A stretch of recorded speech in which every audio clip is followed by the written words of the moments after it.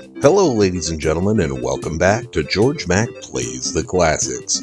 Here's the first sequel to make it to the Sega Master System, Fantasy Zone 2: The Tears of Opa-Opa. The question that comes to my mind first, is this a big jump in quality from Fantasy Zone, which released only 15 months prior? The short answer is no. Fantasy Zone 2 is more of the same.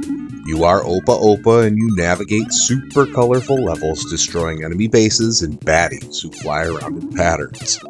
As you kill bases, entire groups of enemies, or base projectiles, you can collect money they drop. You want to collect as much money as possible so you can upgrade your ship to make killing things easier.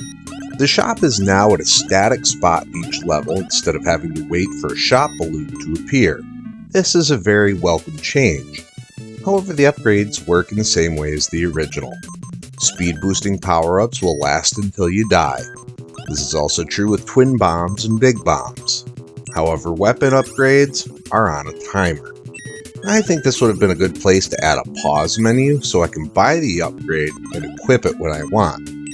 As it is, I'd wait until I destroyed all the bases, then went back to the shop to buy the proper weapon for the boss.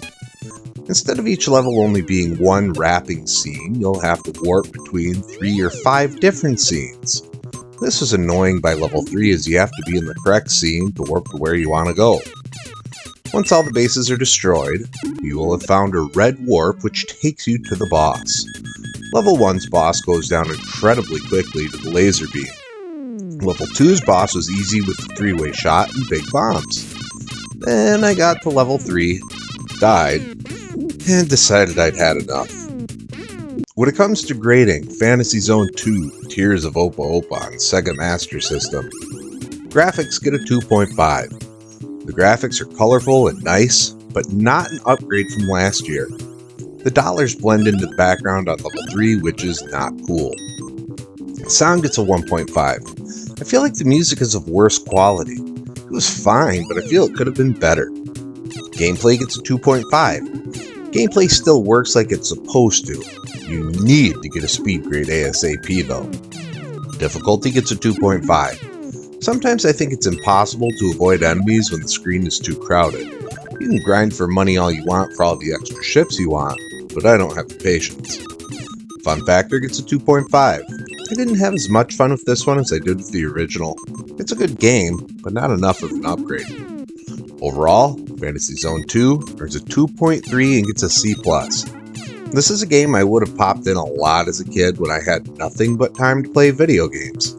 Nowadays, I gave it an hour and I'm going to move on to the next game on the list. Well, that's going to do it for me for today. Please make sure to like this video, let me know what you think of Fantasy Zone 2 in the comments, and please subscribe to Head Drop Productions on YouTube because we want you here for each and every episode we release, because it is your destiny.